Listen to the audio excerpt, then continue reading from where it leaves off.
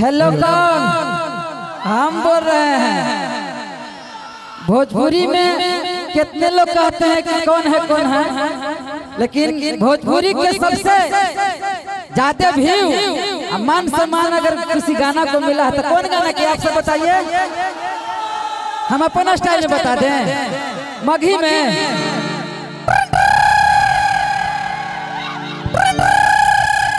अरे हेलो, हम बोली थी रितेश पांडे के साली पेढ़ी के टक्का हो लोगे ऐसे काहे करते हैं गे ना दिखाऊं गाना गावते कि हेलो भैया का गाना पहला भोजपुरी के है कि बिलियन में गया है। एक बार जोरदार ताली आप सब बजा दीजिए भैया के नाम पर। हेलो कौन आप सब सुने हैं ना? हम तो वही गाना के फैन है कि याद कर जहिया कुमार रहलू अपियावा से पहिले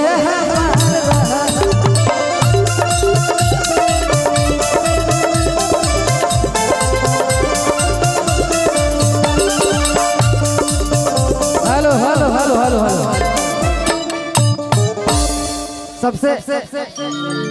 सबसे अलग भैया के हजारों गाना है। एगो बिलियन होने वाला है। लौंडिया लंदन से लाएंगे और वो भी बड़ी जल्दी बिलियन होगा भैया का गाना जाए चंदा। भैया के हजारों गाना ऐसा ऐसा है। एकलौते भोजपुरी के सुपरस्टार हैं। एक बार जोरदार ताली हमारे भाई के लिए बजे। वाह वाह। आपसे एक बार मुलाकात हुई थी शूटिंग पे और आज दोबारा मुलाकात हुई। व्यवहार कुशल हमारा भाई। देखिए कलाकार में कला तो सब में होता है, व्यवहार भगवान बहुत कम लोगों को देते हैं। एक बार जोरदार ताली बजाइए भाई के लिए। और हमारे आदरणीय जिद्दी भैया के आदेशानुसार एक गाना आप लोगों को सुनाते हैं। भैया बी माइनर दे दीजिए। B minor, B for ball. Nisha ji जानती हैं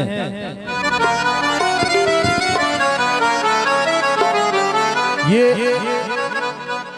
मिथिला का विवाह उत्सव है। आप लोगों ने मिथिला के बारे में बहुत कुछ कहा। हम जब मर्यादा पुरुषोत्तम भगवान श्री राम और जगत जननी हमने की माई जगदम्बा पहला बार जब फुलवारी में मिलल रहन जा, वो समय के एगो बात बताई। एगो तो जना से आग्रह बा कि जब हम भैया होगा हम तो खाली प्यार से का हो बोली हलो भैया हो तो बताओ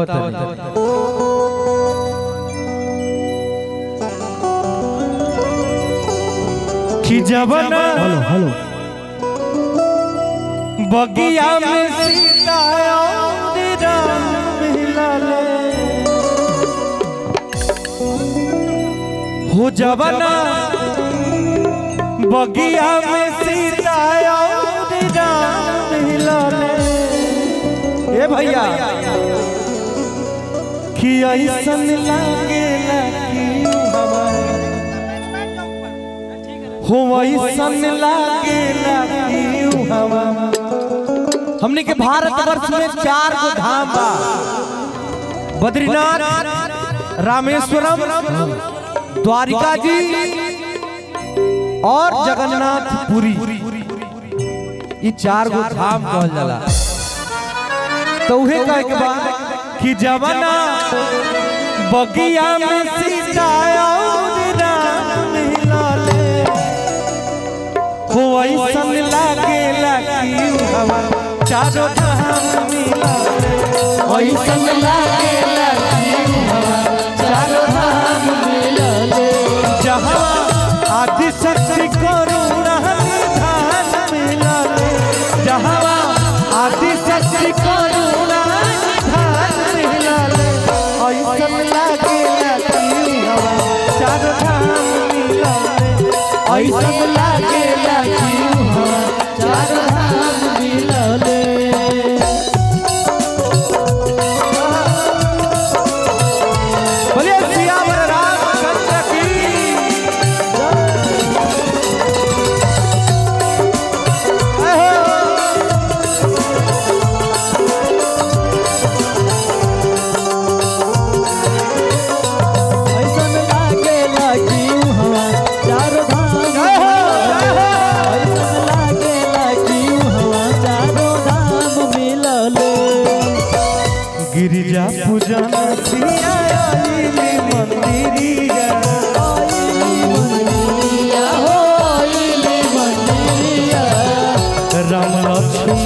घूमे योगी फुलवरिया राम लक्ष्मण घूमे फुलवरिया गिरिजा पूजन सिया आइली मंदिरिया राम लक्ष्मण घूमे जोगी फुलवरिया। भैया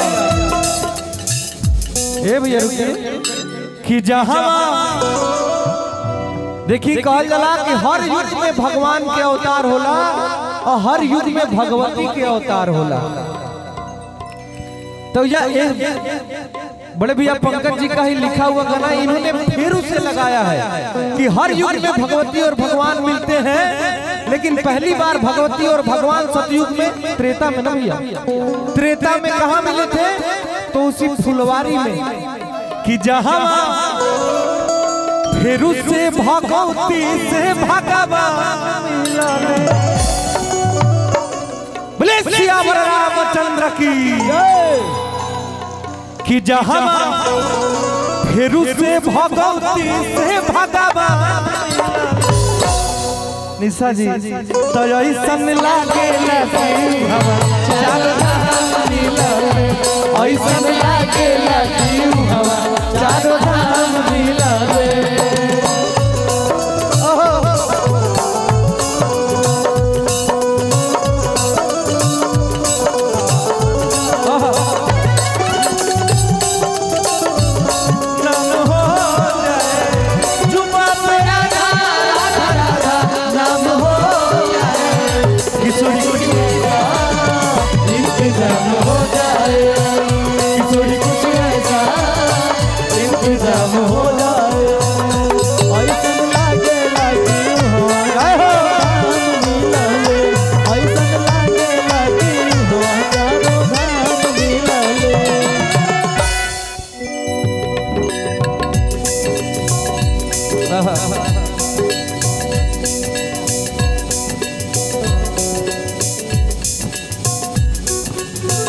दोषे नयन उपवन भय चारी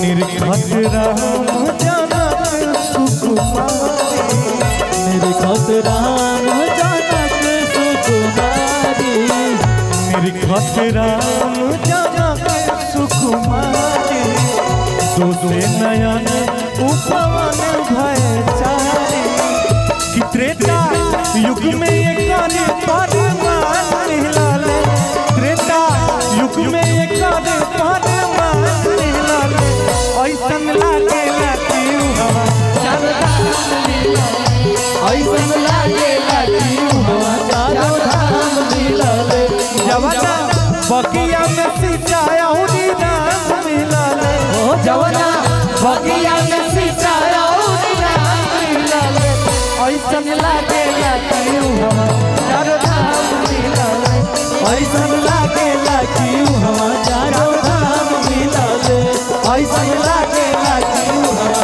चारों धाम मिलाले ऐसन लागे लागियो हवा चारों धाम मिलाले हो ऐसन लागे लागियो हवा चारों धाम मिलाले। बहुत बहुत धन्यवाद।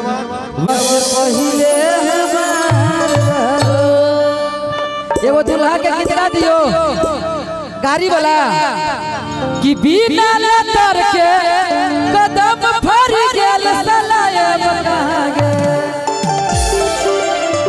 ए दुल्हे राजा को हम गाड़ी दे रहे हैं काहे कि हम राजबहन के शादी है कि बिना लेटर के कदम फर गेल सलाए बनागे। आ दुल्हा के बहिनी सिनेमा देखे के सलाए बनागे।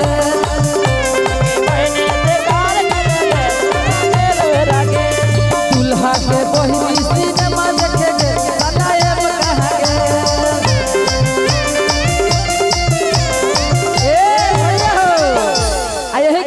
यही भाव में और तीन कहा थी कैसे कि सुना हलियो जी दुल्हा आहला तू भी सुनिया गरिया दे तो वही जोरे सुतल टूट गेल दुनिया अरे केकरा जोरे सुतल टूट गेल दुनिया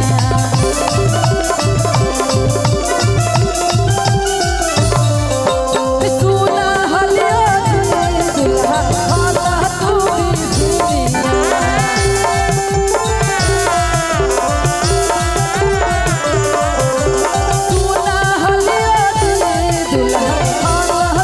दुनिया और केकरा जोरे सुतल टूट गेल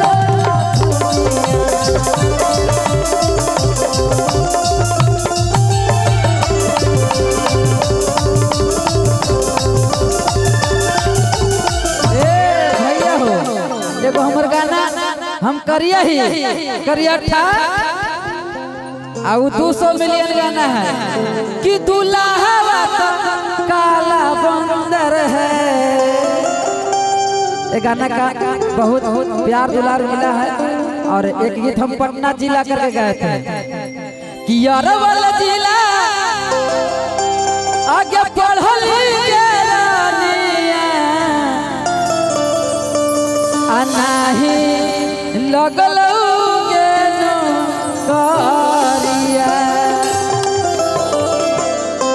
तो पटना जिला पढ़ली गे रानिया अलागी गेल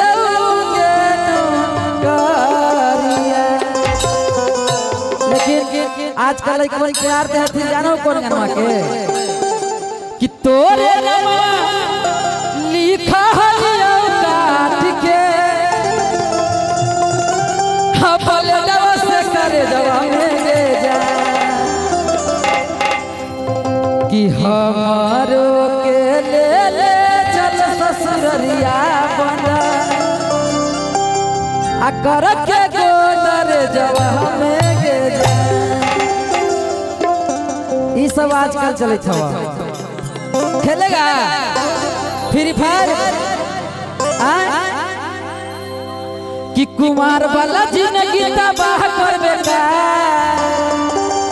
लइकवा कह के भैया लड़किया से कि कुमार वाला जिंदगी तबाह करबे का आ हो तेरी बहिन के बियाह करबे का हो तेरी बहिन के बियाह करबे का ओही तुम्हारा लगे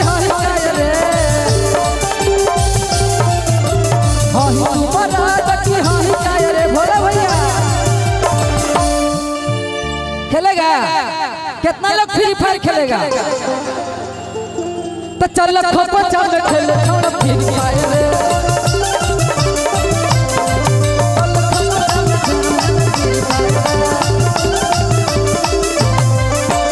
क्या बात है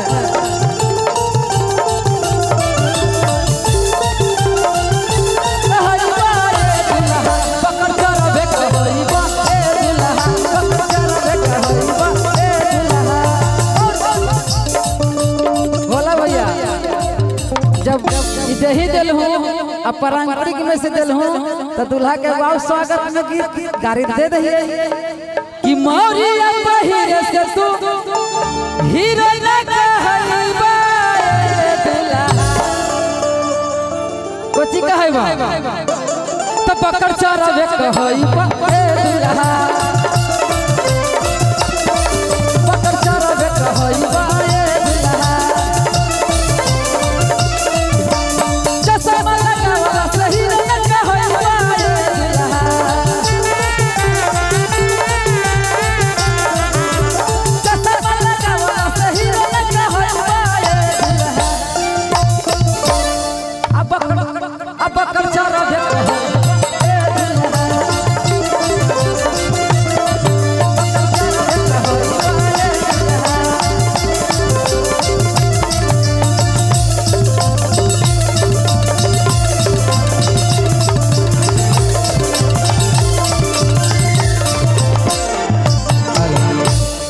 हमारे भैया समझिए कि भोजपुरी के इकलौता पहला सुपरस्टार है जो बिलियन, हमने सब तो मिलियन में सोची थी।